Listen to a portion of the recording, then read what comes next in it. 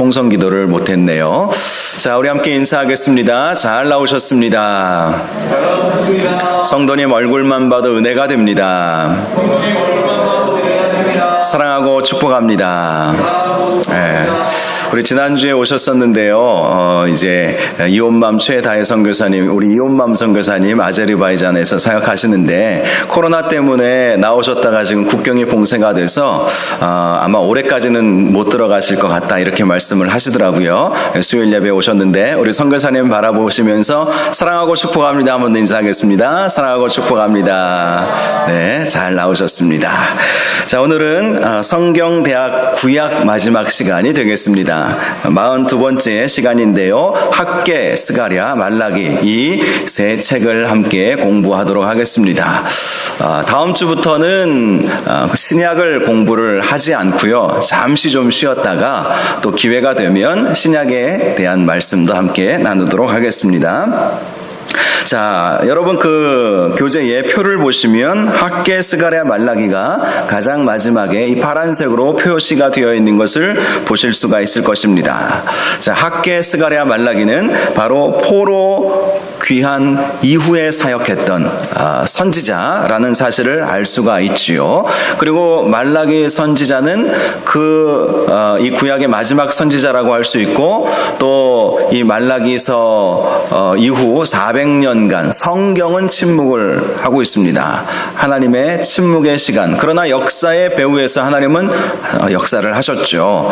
세례 요한이 등장하기까지 이 400년 동안 특별히 성경은 그 시대적 상황들을 우리에게 정확하게 말씀해 주고 있지는 않습니다. 왜 그렇게 되었을까? 오늘 이 말씀들을 통해서 하나하나 살펴보도록 하겠습니다. 자, 이 학개, 스가랴, 말라기 이 세 명의 선지자는요, 연대기적으로 보면 귀환 이후의 역사를 다루고 있는 에스라 또 느헤미야 말씀과 함께 연결이 되어 있습니다.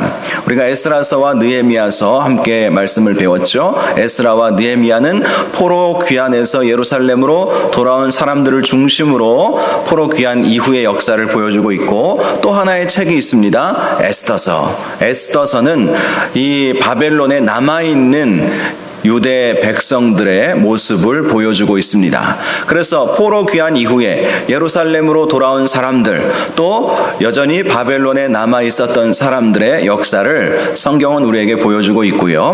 그런 과정 가운데 이 바벨론 포로 귀환에서 귀환으로 돌아온 사람들이 해야 할 일이 있었는데 성전 재건의 사명을 이들이 감당을 해야 했었습니다. 그래서 이 학개서와 스가랴서, 이것은 성전 재건과 관련된 하나님의 말씀이라고 할 수가 있지요. 에스라서에 나와 있는 내용들을 보면요, 이 바사왕 고레스 원년에 스룹바벨을 중심으로 바벨론 1차 포로 귀환이 있었죠. 그때 5만 명 가까이 되는 사람들이 포로에서 귀환을 하게 되었습니다. 그 역사를 보여주고 있어요. 그리고 이 에스라서 이 후반부의 말씀을 보면 그로부터 80여 년 후에 율법학자 에스라를 중심으로 2차 포로 귀환의 역사가 있었음을 우리에게 또한 보여주고 있습니다. 그리고 느헤미야서는요, 2차 포로 귀환 이후에 3차 포로 귀환에 대해서 보여주고 있는데요. 3차 포로 귀환은, 1차 포로 귀환은 성전 건축이 주된 목적이었고요. 또 2차 포로, 에스라를 중심으로 해서 2차 포로 귀환은 유대의 부흥, 영적 갱신을 목적으로 이렇게 포로 귀환하게 되는 것이고요. 그리고 3차 귀환은 예루살렘 성벽을 재건하기 위해서 이제 귀환을 하게 되었던 것입니다. 이렇게 3차 귀환의 역사를 성경은 우리에게 보여주고 있습니다. 그 과정 속에서 이제 선지자들은 어떤 역할을 했는가를 오늘 말씀을 통해서 발견하고자 합니다. 자, 먼저 학개서 말씀. 학개서는 누가 기록을 했겠습니까? 학개 선지자가 기록을 했습니다. 자, 이 교재의 내용을 보시면 학개는 축제를 뜻하는 히브리어에서 파생이 되었습니다. 그 이름의 뜻은 하나님의 축제를 의미한다라고 되어 있습니다. 자, 포로 귀환에서 돌아왔으니 그 이름 그대로 축제가 벌어진 것이죠. 그래서 학계의 이름은 축제, 하나님의 축제 이런 의미를 가지고 있다는 것이죠. 그는 스가랴와 동시대 선지자였습니다. 그리고 스룹바벨과 함께 귀환을 했고요. 예루살렘에 거주했습니다. 스룹바벨은 페르시아 왕이 유대로 보내면서 스룹바벨을 총독으로 이렇게 임명을 해 주었어요. 페르시아는 이 유대를 이제 자치권을 유대인이 행사하도록 그렇게 굉장히 배려를 고레스가 해 주었던 것이죠. 그래서 이 총독으로 스룹바벨이 오게 되었던 것입니다. 자, 스룹바벨과 함께 귀환했다는 것은 바벨론 1차 포로 귀환 때를 말하는 것이죠. 1차 포로 귀환의 가장 중요한 목적은 성전 재건이었다는 것입니다. 성전 재건. 자, 70여 년 전에 예루살렘 성전은 바벨론 느부갓네살 왕에 의해서 완전히 무너지고 말았습니다. 그때 무너졌던 성전을 솔로몬 성전이라고 하죠. 자, 그래서 이제 스룹바벨이 총독으로 이제 그 유대 백성들을 데리고 5만 명 가까이 되는 사람들을 데리고 예루살렘에 와서 이제 성전을 건축을 하게 되었던 것입니다. 그래서 건축한 성전을 일명 스룹바벨 성전이라고 부릅니다. 그리고 이 스룹바벨 성전도 나중에는 다 무너지고 말았던 것이죠. 자, 그 이후에 세워진 성전이 예수님 시대에 헤롯이 지은 성전, 헤롯 성전이라고 그렇게 이야기를 합니다. 그래서 이스라엘의 역사 가운데 성전은 3번의 건축이 있었다라는 것을 기억하시면 좋을 것 같아요. 첫 번째는 솔로몬에 이어서, 두 번째는 포로 귀환 이후에 스룹바벨에 이어서, 그리고 세 번째는 정통 유대인은 아니었지만 이두메인이었던 헤롯에 의해서 지어진 헤롯 성전, 이 3가지 성전이 있었던 것이죠. 자, 그런데 스룹바벨이 성전을 건축을 하고자 했었지만 성전 건축하는 일이 쉽지가 않았어요. 왜 쉽지가 않았는가? 그것은 이미 70여 년 동안 예루살렘은 타 민족이 들어와서 살고 있었기 때문입니다.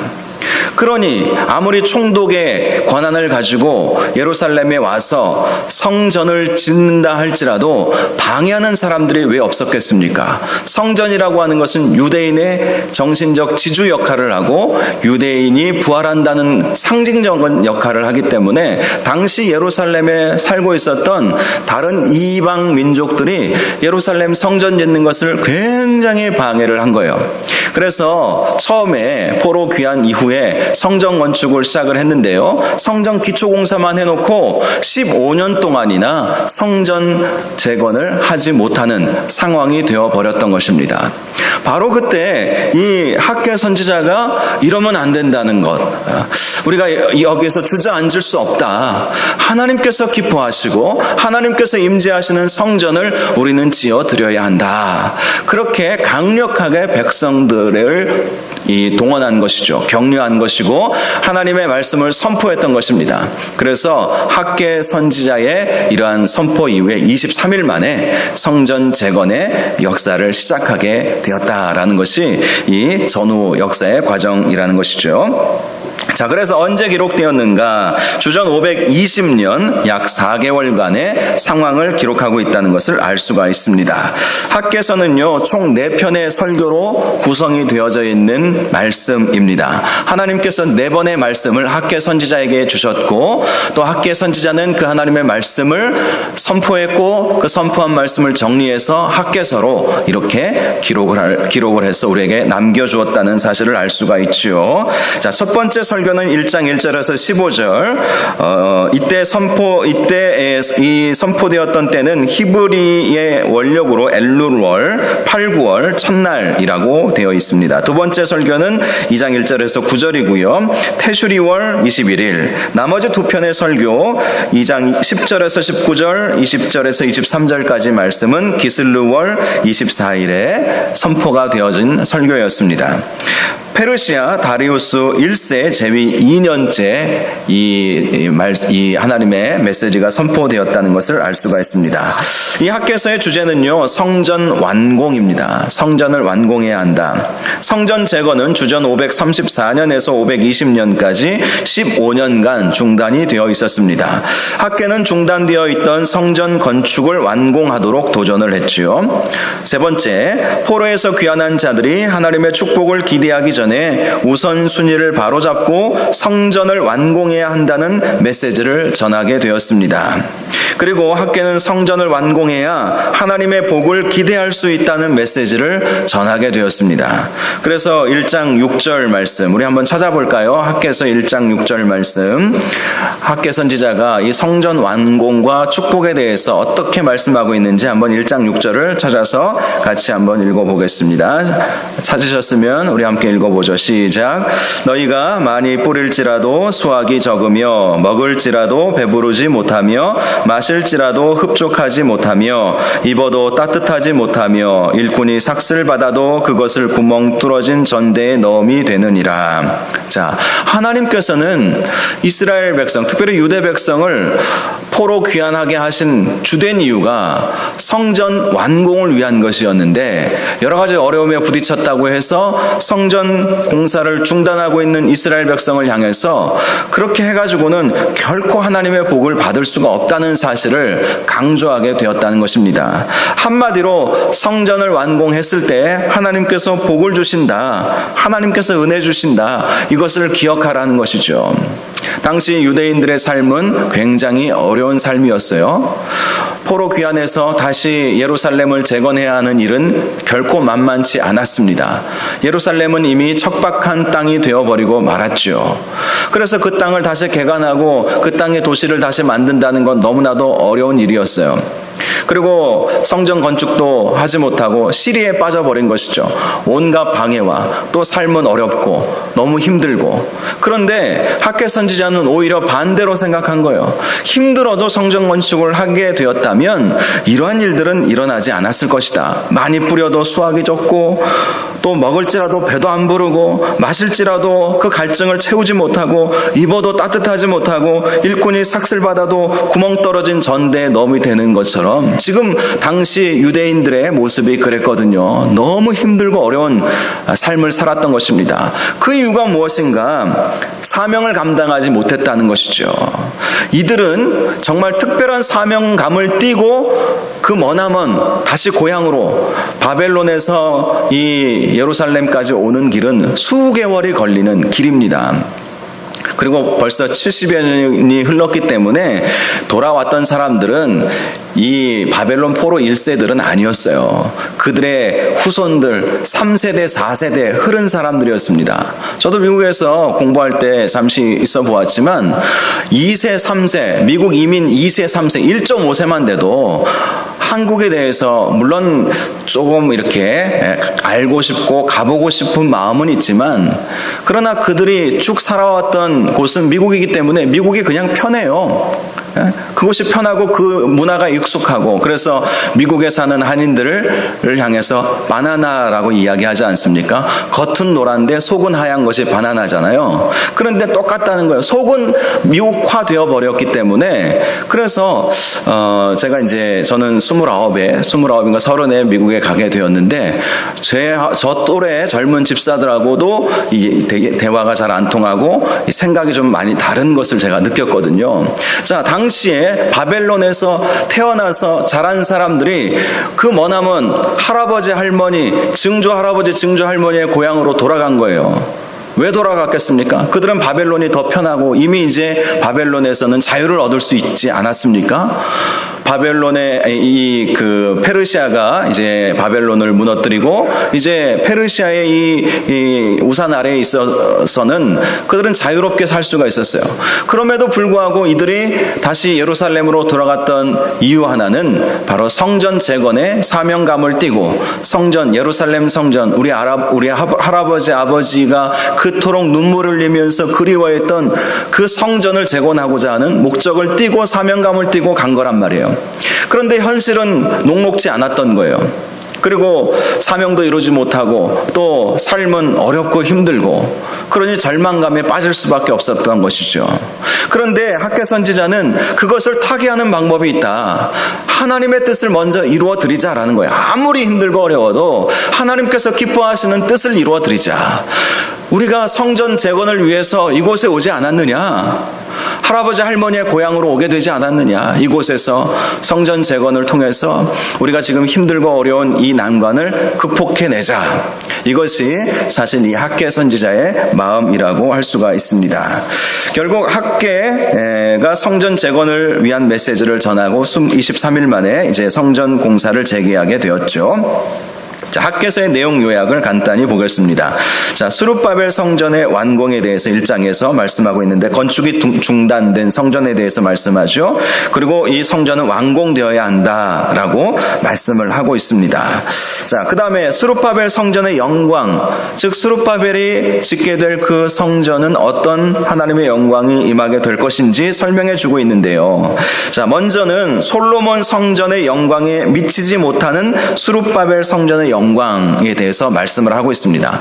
실제로 솔로몬 성전은 최강대국일 때 다윗이 모든 성전 기물들을 다 준비해 놓지 않았습니까? 그리고 솔로몬 시대에도 굉장히 이스라엘이 가장 최고의 부흥기였고 강력한 나라였어요. 아주 부유한 때였습니다. 그러니 당시 솔로몬 성전은 얼마나 화려했겠습니까? 굉장히 화려했어요. 그런데 스룹바벨 성전은 어떠했을까요? 포로 귀환한 사람들이 성전을 재건했으니 사실 솔로몬 성전에 비하면 정말 초라하기 그지 없었을 것입니다. 그리고 유대 탈무드에 의하면 이 스룹바벨 성전에는 언약궤가 없었어요. 성전의 핵심이 무엇입니까? 언약궤 아니겠어요? 그런데 그 언약궤가 바벨론 포로기 때 어디론가 사라져버린 거예요. 누가 탈취해 갔겠죠. 아니면 어디에 버려졌는지 땅속에 묻혔는지 아무도 모릅니다. 그러니 언약궤 없는 성전을 지을 수밖에 없었던 것이죠. 그러나 하나님은 그것을 기뻐하셨어요. 그래서 두 번째 보면 솔로몬 성전의 영광보다 더할 스룹바벨 성전의 영광. 결국 솔로몬 성전은 아주 화려하고 멋지고 가장 많은 재정을 들여서 성전을 지었어도 그에 못지 않은 스룹바벨 성전의 영광도 하나님께서 허락하여 주셨다라는 것입니다. 오늘날 교회가 아무리 크고 화려한들 작다고 못한 교회라고 말할 수 없는 것 아니겠습니까? 정말 하나님의 임재가 있고 살아있는 예배가 있고 하나님의 뜻을 이루어 드리는 것, 교회가 크고 작은 것은 결코 중요한 문제가 아닌 것이죠. 정말 하나님의 뜻을 이루어 드릴 수만 있다면 그것은 하나님께서 임재하시고 은혜 주신다는 거예요. 스룹바벨 성전이 사실 그랬어요. 겉보기에는 솔로몬 성전보다 초라하고 정말 성전의 핵심인 언약궤도 사라져버린 성전이었지만 그들이 완공한 그 성전을 기뻐하시고 그들 나름대로 최선을 다해서 성전을 지어 봉헌한 것을 하나님은 기뻐하시고 그 스룹바벨 성전 가운데 임재하시게 되었다는 것이죠. 자, 반대로 한 번 더 생각해 볼 것은 헤롯 성전은 어떠했습니까? 헤롯 성전은요, 솔로몬 성전보다도 두세 배 더 화려하고 멋지고 크게 지었다고 해요. 80여 년 동안 지었으니 여러분 솔로몬 성전도 그 정도 안 지었잖아요. 근데 헤롯 성전은 80여 년 동안 지었다고 하는데 하나님은 그 성전 가운데 그렇게 임재하시지는 않았어요. 이번 주 금요일 날 한 번 더 말씀 살펴보겠지만 예수님이 성전을 정화시키죠. 왜 정화시켰습니까? 이미 성전의 기능을 잃어버렸기 때문이죠. 겉은 화려합니다. 제자들이 그래서 예수님에게 저 성전 보십시오. 멋지지 않습니까? 그렇게 이야기했지만 허물어져야 한다. 저 성전은 허물어지면 사흘 만에 내가 다시 세울 것이다. 그것은 예수님의 부활을 의미하는 것이었죠. 예수님이 성전을 정화시킨 이유가 무엇이었겠습니까? 그 성전에서 장사하는 자들, 돈 바꾸는 사람들이 이 이방인의 뜰에서 왁자지껄하면서 떠드는 거예요. 그것은 본래 이방인들이 하나님께 거기까지만 나갈 수 있었거든요. 유일하게 하나님께 예배드릴 수 있는 곳이 이방인의 뜰이었고, 유대인들도 일반 백성들이 그 뜰에서 자신들이 드린 제물이 멀리서 하나님께 올려 드려지는 것을 보면서 함께 기도하는 기도의 처소였어요. 근데 그 이방인의 뜰을 장사의 구렬로 만들어 버렸으니 예수님이 통탄하지 않을 수가 없었던 것입니다. 여러분, 헤롯 성전은요, 솔로몬 성전보다도 두세 배 더 크고 멋지고 화려하게 또 80여 년 이상 기간을 두고 지었지만 하나님은 기뻐하시지 않았던 거예요. 결국 역사를 보면 알 수 있듯이 솔로몬 성전이 완공되고 5년 만에 로마의 침공을 받아서 돌 하나도 돌 위에 남지 않게 완전히 그 성전 다 없애버리신 것을 우리는 볼 수가 있습니다. 그래요. 겉모습이 화려한 것보다 더 중요한 것은 우리의 속마음이죠. 우리의 순종이고 우리의 순수한 마음이고 우리가 거룩해지는 것을 하나님이 원하신다는 것을 알 수가 있습니다. 자, 그래서 이제 순종에 대한 현재적 복, 그리고 언약을 통한 미래의 복, 이러한 복들을 이 학개서가 말씀을 해주고 있습니다. 자, 스가랴서로 넘어가겠습니다. 스가랴서는 누가 지었는가? 당연히 스가랴 선지자입니다. 스가랴는 베레가의 아들이요 이또의 손자로서 제사장 가문에서 태어났다. 1장 1절과 7절에 말씀하고 있습니다. 스가랴는요 바벨론에서 태어난 사람이에요. 바벨론 포로, 보통은 이민이라고 표현하지만 이민이 아니죠. 이들은 포로죠. 바벨론 포로 2세대, 3세대 이렇게 된다고 생각하시면 되겠습니다. 이 스가랴도 스룹바벨과 함께 유다로 귀환했어요. 그럼 1차 포로 귀환이죠. 학개도 스룹바벨과 함께 귀환했습니다. 1차 포로 귀환 때라는 것을 알 수가 있습니다. 그러므로 이 1차 포로 귀환의 목적은 성전 재건이다. 성전 재건의 사명을 띠고 함께 예루살렘으로 오게 되었다라는 것입니다. 자, 스가랴의 이름의 뜻은 하나님께서 기억하신다라는 뜻입니다. 다른 의미로는 하나님을 기억한다, 이런 뜻을 가지고 있습니다. 즉 하나님을 기억한다, 하나님께서 기억하신다. 자, 이것이 같이 연결되는 거예요. 우리가 하나님을 기억하고자 한다면 하나님께서도 우리를 기억해 주시는 것이죠. 하나님을 기억하는 것, 하나님께서 기억해 주시는 것은 사실 같이 가는 것입니다. 스가랴 선지자는 바로 하나님을 기억하는 선지자였고, 하나님께서는 그래서 스가랴 선지자를 기억해 주시는 은혜를 누린 선지자였다. 이 이름이 그러한 의미를 가지고 있는 것입니다. 저와 여러분도 하나님을 기억하시기 바랍니다. 하나님께서 행하신 일들을 기억하시기 바랍니다. 하나님의 은혜를 기억하시기 바랍니다. 기억하라는 것은 잊어버리지 말라는 것이잖아요. 잊어버릴 게 따로 있지라는 말이 있지 않습니까? 하나님이 우리를 사랑하여 주셨다는 것 잊어버리지 말고 기억하면 하나님도 우리의 이름을 기억하시고 우리에게 날마다 은혜와 축복을 주신다라는 것을 말씀해 주시는 것이죠. 자, 언제 시대적 배경은요 1장에서 8장 그리고 9장에서 14장으로 나누어 볼 수가 있는데요. 1장에서 8장은 한마디로 성전을 재건하는 동안에 주시는 하나님 말씀이다, 이렇게 설명을 할 수가 있습니다. 주전 520에서 518년이라고 할 수 있고요. 9장에서 14장은 성전 재건 이후에 하나님께서 주신 말씀으로 여러분 보시면 되겠습니다. 그래서 주전 480년에서 470년 사이로 이해를 하시면 되겠습니다. 자, 이 스가랴서의 주제는요, 첫 번째 1장에서 8장은 성전 완공이 주제죠. 그래서 성전 완공과 그 다음에 9장에서 14장은 언약의 신실하신 하나님이 바로 주제입니다.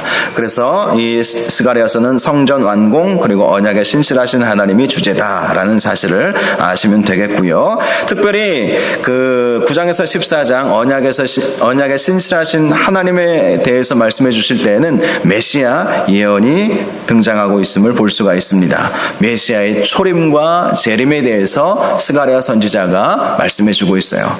메시아의 초림은 이제 이 로마 시대에 이루어지게 되었고, 또 메시아의 재림, 다시 오심에 대해서도 스가랴 선지자가 예언해주고 있다. 한마디로 진정한 성전 되시는 예수님이 우리의 진정한 희망이다라는 사실을 이 스가랴 선지자가 전해주고 있습니다. 자, 이 스가랴서의 내용들을 잠시 보면요, 먼저 1장 1절에서 6절까지는 회개를 촉구하고 있습니다. 회개의 부름이라고 되어 있죠. 성전 재건 공사를 계속할 어떤 의지, 그것을 상실해버린 이스라엘 백성에게 선조들의 행했던 그 악한 그 행위를 반복하지 말고 더욱 하나님과 이 친밀한 관계를 유지해야 한다, 그렇게 강조를 하고 있습니다. 그러면서 8가지 환상에 대해서 말씀하고 있는데요, 스가랴 선지자가 8가지 환상을 보았습니다. 이 환상의 특징은 첫 번째부터 이 5번째까지의 환상은 유대인들, 이스라엘 백성을 위로하여 주시는 환상이었어요. 그리고 나머지 6번째부터 8번째의 환상은 심판과 관련되어 있는 환상이라고 할 수가 있습니다. 자, 화석류 나무 사이에 말탄 자들은 이스라엘 백성의 재건을 의미하는 환상이었습니다. 말씀을 하나하나 보면서 설명을 해드려야 좀 더 이해하기가 편한데, 일단 그 의미가 무엇인지만 제가 잠시 설명을 좀 드리도록 하겠습니다. 그 다음에 네 뿔과 네 대장장이는 압제자가 받을 심판에 대한 환상이었어요. 이스라엘을 압제하는 압제자들이 받을 심판. 그 다음에 측량줄을 잡은 사람, 그것은 예루살렘을 보호하고 영원롭게 할 것임을 하나님께서 보여주신 환상입니다. 그 다음에 대제사장 여호수아가 정결케 된다는 것. 대제사장 여호수아는 이스라엘을 상징했던 것인데요, 이스라엘이 정결하게 될 것이다 라는 것을 상징해 주고 있고요. 순금 등잔대와 두 감람나무, 우리가 조금 전에 읽었던 이 본문 말씀이죠. 성령이 스룹바벨과 대제사장 여호수아에게 능력을 더하여 주셔서 성전 재건의 역사가 성령에 의해서 이루어지게 될 것이다. 오직 나의 영으로 되느니라. 큰 산아, 네가 스룹바벨 앞에서 평지가 되리라. 이런 말씀을 주시지 않았습니까? 자, 그 다음에 날아가는 두루마리는 없어질 민족의 죄를 말씀해 주고 있고요. 그리고 에바 속의 여인은 열방에 내릴 하나님의 심판을 상징하고 있습니다. 그리고 네 병거는 예수 그리스도의 강림하심을 설명해 주고 있는 8가지 환상인 것입니다. 이 환상들을 통해서 예수 그리스도의 재림, 또 예수 그리스도의 초림과 예수 그리스도의 재림에 대해서 하나하나씩 이렇게 설명해 주고 있다는 것도 볼 수가 있죠. 자, 그 다음에 면류관을 쓰게 된 여호수아에 대해서 말씀해주고 있고, 그리고 금식에 관한 질문이 좀 특이한, 또 교훈 받을 수 있는 내용입니다. 자, 이스라엘 백성이 바벨론으로 포로로 끌려갔을 때 그들은 70년 동안, 언제부터 시작되었는지는 정확히 모르겠지만 이 해마다 5월 중에 금식하는 금식 주간이 있었던 것 같아요. 금식 주간이. 그 사실을 어떻게 알 수 있냐면 이 스가랴서 7장 3절에 보니까 이렇게 말씀하고 있어요. 내가 여러 해 동안 행한 대로 5월 중에 울며 근신하리이까, 이런 말씀이 있습니다. 여러 해 동안 행했던 대로 이스라엘 백성이 바벨론 포로기에 있을 때 5월 달에는 금식일로 선포하고 금식을 했다는 겁니다. 자, 그런데 이제 포로에서 귀환한 이스라엘 백성들이 하나님께 묻는 것이죠. 뭐라고 물었겠습니까? 그 금식을 계속 해야 되겠습니까? 이렇게 물었던 거예요. 자, 그때 스가랴 선지자가 하나님의 말씀을 받아서 4가지 메시지를 전해줍니다. 자, 그것이 무엇이냐면 이 금식을 할까 말까, 이 금식이 중요한 본질이 아니라는 것이죠. 정말 중요한 것은 위선에 대한 책망, 즉 위선에 빠지지 말아야 한다. 형식주의에 빠지지 말아야 한다. 금식을 한다고 해서 좋은 것이 아니고 안 한다고 해서 안 좋은 것이 아니라 정말 중요한 본질은 형식주의를 경계해야 된다. 두 번째, 불순종을 회개해야 된다. 불순종하면서 금식하면 무슨 소용이 있겠습니까? 이스라엘은 회복되어야 한다. 또 이스라엘의 미래를 기뻐하라. 이런 네 가지 메시지를 전해주고 있습니다. 그리고 스가랴의 두 가지 이제 후렴구가 9절에서 14장에 나와 있는데 이것은 예수 그리스도에 대한 말씀이라고 할 수가 있죠. 예수님께서 거부당하시는 것, 또 예수님께서 이 재림주로 오셔서 이 세상을 통치하신다는 것. 그래서 스가랴 선지자는 이 마지막 구절을 통해서 예수 그리스도를 통한 이스라엘의 회복을, 메시아를 통한 회복을 말씀해주고 있다라는 것입니다. 결국 성전 재건을 통해서 하나님의 임재가 있고 또 예수 그리스도의 그리스도께서 이 세상에 오심으로 이스라엘의 회복이 있게 될 것임을 말씀해주고 있다고 할 수가 있습니다. 자, 마지막 말라기서를 보면요, 말라기는 하나님의 사자라는 표현을 줄인 것인데요, 다가올 언약의 사자에 대해 언급한 말라기서와 잘 어울리는 말씀이다. 자, 다가올 언약의 사자, 이것은 세례 요한을 상징하는 것이었고 예수님도 이 말씀을 인용하지 않았습니까? 말라기서 마지막 부분에. 이 말라기서는요, 주전 약 432년에서 425년 사이에 기록이 되었는데 이때는 느헤미야가 다시 페르시아로 돌아갔던 기간 동안에 메시지를 전했던 것입니다. 느헤미야는 3차 포로 귀환 때 와서 성벽을 재건한 사람이죠. 성벽을 재건하고 그리고 다시 페르시아로 돌아가게 되었습니다. 이렇게 느헤미야가 페르시아로 돌아갔을 때에 이제 유대 백성들이 끝까지 믿음 지키고 성전 건축도 이루고 또 그로부터 에스라가 2차 귀환 때 와서, 에스라는 학사잖아요. 율법 학사. 그래서 성전 건축과 또 그 이스라엘의 영적 갱신, 말씀으로 돌아가자고 하는 그 운동들을 다 일으켰습니다. 그리고 이제 느헤미야도 성벽 재건을 하고 이제 페르시아로 돌아갔습니다. 그런데 그 이후에 이 이스라엘 백성들은 다시 타락의 길로 가게 되었던 그 시대의 상황 속에서 말라기 선지자가 하나님의 메시지를 선포한 것이죠. 자, 말라기는 학개와 스가랴가 메시지를 전한 지 거의 100년이 지난 이후에 사역을 했다고 보시면 되겠습니다. 왜 그러냐면 1차 포로에서 2차 포로 귀환까지의 기간이 한 80여 년 되고 2차 포로에서 3차 포로 귀환까지의 기간이 한 15년 정도 되거든요.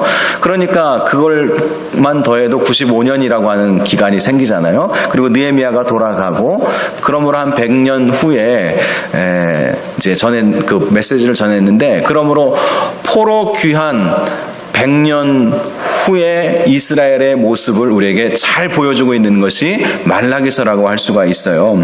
자, 그런데 당시 이스라엘 백성들의 상태는 아주 심각해져 버린 것이죠. 그래서 이 주제가 불신앙을 극복하라예요. 불신앙을 극복하라. 자, 성전 재건으로 종교 예식은 행해주고 있지만 신앙의 본질인 하나님과의 관계는 잃어버린 상태가 유지되고 있었다. 망할 조짐을 보이는 것이죠. 자, 예루살렘 그 유다 왕국, 남유다 왕국도 결국 이래서 망한 거잖아요. 성전은, 솔로몬 성전은 화려하고 멋지게 있었어요.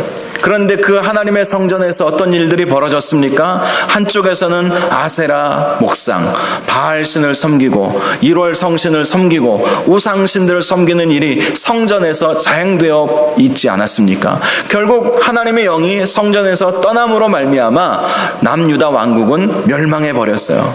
똑같이 지금 말라기 선지자가 사역했던 그 활동, 그 시기가 지금 그래 가고 있다는 거예요. 수룹바벨 성전을 어떻게 지었습니까? 이 말라기 선지자가 활동했던 시대 그 앞세대 선조들이 심혈을 기울여서 온갖 핍박과 방해를 이겨가면서 성전을 지었어요. 그래서 성전 예배는 시행되고 있었지만 지금 이들은 신앙을 다 잃어버리고 형식주의에 빠져버리고 말았다라는 것입니다. 자, 백성들은 성전이 완공된 후 하나님께서 번영을 주실 것이라고 기대했으나 그렇지 않자 낙심과 환멸에 빠졌다. 하나님을 신뢰할 수 없다고 생각한 것이다. 여러분, 이 백성들의 마음이 이해가 가십니까? 물론 우리도 동일한 입장에서 그럴 수 있어요. 하나님께서 원하시는 일들을 하기만 하면 하나님께서 생각지도 못하는 축복을 주실 것이다. 그렇게 생각했지만 그러나 현실은 그렇지 못했기 때문에 이들은 더 이 신앙을 잃어버리게 되었다. 이제 이런 말씀을 하고 있는 거예요. 그래서 백성들의 낙심과 의심은 껍데기뿐인 예배의식, 11조와 재물의 사취, 도덕법과 의식법에 대한 무관심으로 나타나게 되었다. 말라기 선지자는 이스라엘의 이런 불신앙과 실망, 낙심이라는 장벽을 극복하도록 도전을 하고 있다는 것을 알 수가 있습니다. 여러분, 이 말라기서의 말씀을 보면 우리의 신앙생활 속에서 적용할 것들이 참 많이 있습니다. 자, 하나님께 나아가서 하나님께 예배 드리면 하나님께서 우리를 축복하여 주시는 것은 맞죠. 그렇다고 해서 고난이 없습니까? 시련이 없습니까? 모든 것이 다 잘 되면 좋겠지만 현실 속에서 그렇지 않을 때도 많이 있죠. 자, 모든 것이 형통한 것이 하나님의 자녀의 특징은 결코 아니지 않습니까? 그랬다면 사도 바울은 제대로 못 믿은 것이죠. 초대교회 성도들, 신앙 지키려고 목숨 걸었던 사람들, 그 사람들은 뭐가 되는 걸까요? 그래요. 우리가 하나님을 섬길 때에 하나님께서 주시는 은혜도 있지만 또한 고난도 환난도 우리에게 오는 것이고 그러한 것을 극복해 나가면서 천국 가기까지 치열한 영적 전쟁 속에서 그래도 우리가 주님 붙잡고 끝까지 믿음 유지하고 사는 것, 그것이 사실 우리의 인생이죠. 그게 우리의 인생이죠. 고난이 오는 것, 고난 속에서도 어떻게 믿음 지키고 살아가는가, 그것이 광야의 인생을 살아가는 사실 우리의 모습이라고 할 수가 있습니다. 그런데 말라기서의 이 시대적 배경의 사람들은 자, 힘들게 성전 건축해 놨으니까 이제는 복만 주십시오. 이 복만 바라는 기복주의 신앙이 문제였던 거예요. 복만 바라니까 복이 없다고 느껴질 때는 그냥 떠나버리는 거예요, 하나님을.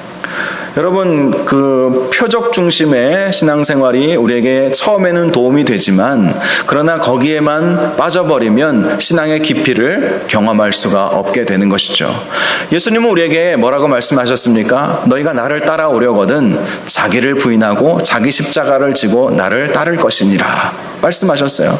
십자가 지고 따라가는 것이 신앙생활이에요. 꽃길만 걷는 것이 신앙생활이 아니라 십자가의 길을 가는 것이 신앙생활이라는 사실을 우리가 기억해야 하는 거예요. 그런데 말라기 선지자가 활동했던 시대의 사람들은 잘못된 신앙관을 가지고 있었던 것입니다.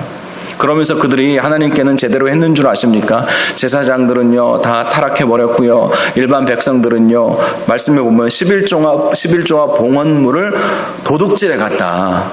오죽했으면 하나님께서 11조 잘만 드려도 하늘 문을 열고 창고에 쌓을 것이 없도록 부어주시겠다고 그렇게 약속했겠습니까? 하나도 안 하니까 사람들이 11조와 봉헌물 관심도 없고 예배에 관심도 없고 자기들이 한 것은 생각 안 하고 하나님이 복 안 주셨다고 축복 안 해주셨다고 자꾸 이렇게만 생각하는 거예요. 그래서 거기에 하나님의 말씀으로 말라기 선지자가 일침을 놨죠. 그런데 안타깝게도 말라기 선지자 이후에 침묵의 기간이 흐른다고 말씀을 드리지 않았습니까? 400년간. 왜 침묵하셨겠습니까? 하나님이 은혜 주시고 살려내셨는데 이들이 다시 하나님을 떠나니 침묵하셨던 것이죠. 그리고 결국 예수 그리스도 메시아를 400년 만에 보내시고 다시 한번 이스라엘 백성을 회복시키시려고 하시는 그 하나님의 마음을 우리가 볼 수가 있습니다. 말라기서의 내용들을 보면 민족의 특권 1장 1절에서 5절까지 하나님께서 선민으로 택하여 주신 그 특권이 그들에게는 있었다. 하나님께서 그들을 사랑하여 주셨다라는 말씀을 먼저 하고 있습니다. 그런데 타락했다는 거예요. 이스라엘 제사장들의 죄를 짓고 이스라엘 백성들이 죄를 지었다라는 것입니다.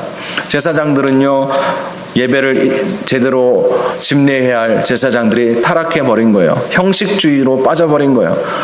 또 백성들은 하나님께 응당 드려야 할 헌신과 예물을 다 자기 것으로 만들어버리고 하나님께 헌신하지 않았던 그 모습을 지적을 하고 있습니다. 자, 그래서 민족을 향한 약속에 대해서 마지막 말씀을 하고 있는데, 기념책에 기록되는 상이 있을 것이다. 그리고 오실 메시아가 주실 상이 있을 것이다. 또 장차 올 엘리야의 소망에 대해서 말씀을 해주면서 이 말라기서 말씀을 마치고 있는 것을 볼 수가 있습니다. 자, 학개, 스가랴, 말라기는 포로기 이후에 성전 재건과 관련이 있는 말씀입니다. 성전 재건을 이루어야 하나님의 은혜와 복을 받음으로 성전 재건의 사명을 감당하라. 이것이 학개서와 스가랴서의 핵심 주제였고, 또 성전 재건 이후에 다시금 이렇게 그 신앙의 불신앙의 모습으로 빠져버렸던 이스라엘 백성을 다시 한번 이렇게 신앙으로 이끌어내려는 이 말라기 선지자의 마지막 외침을 우리는 보게 되었습니다. 사랑하는 여러분, 하나님께서 우리에게 맡겨주신 사명을 성실하게 신실하게 감당하기를 원하신다는 사실을 꼭 기억하시고, 항상 우리는 과거의 역사를 잘 봐야 할 필요가 있습니다. 이 학개, 스가랴, 말라기 선지자가 활동했던 이 시대에도 과거에 예루살렘이 어떻게 망하게 됐는지 그걸 기억했다면 아무리 힘들어도 끝까지 사명을 감당했을 것이고 믿음을 잃지 않았을 거예요. 그래서 과거 역사를 우리가 잘 알아야 할 필요가 있는 것이죠. 신앙의 선조들의 그 모습들 성경에 우리가 잘 기록되어져 있지 않습니까? 특별히 하나님은 아무리 힘들고 어려워도 끝까지 믿음 붙잡고 살고자 몸부림치는 하나님의 자녀들을 반드시 축복하여 주신다는 사실을 우리가 기억하고, 끝까지 하나님께서 맡겨주신 사명을 잘 감당할 수 있는, 또 하나님은 우리와 계속해서 친밀한 교제를 나누기를 원하신다는 사실을 기억하시고, 하나님 앞에 예배자로 또 하나님의 나라를 위하여 쓰임받는 저와 여러분들 될 수 있도록 인도하여 달라고 늘 기도하고 순종하고 충성하시기를 주님의 이름으로 축원합니다. 기도하겠습니다. 하나님 아버지, 오늘 포로기 이후의 선지서인 학개, 스가랴, 말라기서 말씀을 함께 살펴보았습니다. 하나님, 우리에게도 이 시대에 하나님께서 이 사람들에게, 이스라엘 백성들에게 주셨던 사명처럼 우리에게도 하나님께서 주신 사명들이 있음을 믿습니다. 이 사명 잘 감당할 수 있도록 은혜 주시고 성령으로 충만케 하여 주시어서 하나님을 기쁘시게 해드리는 저희들 되게 하여 주옵소서. 결국 우리 시대에 결코 하나님 침묵하지 아니하시도록 늘 하나님을 만나고 하나님 앞에 나아가는 저희들 될 수 있도록 한국교회가 되게 하시고, 또 우리 교회가 될 수 있도록 축복하시고, 우리 모든 성도들 될 수 있도록 인도하여 주시옵소서. 예수님의 이름으로 기도하옵나이다. 아멘.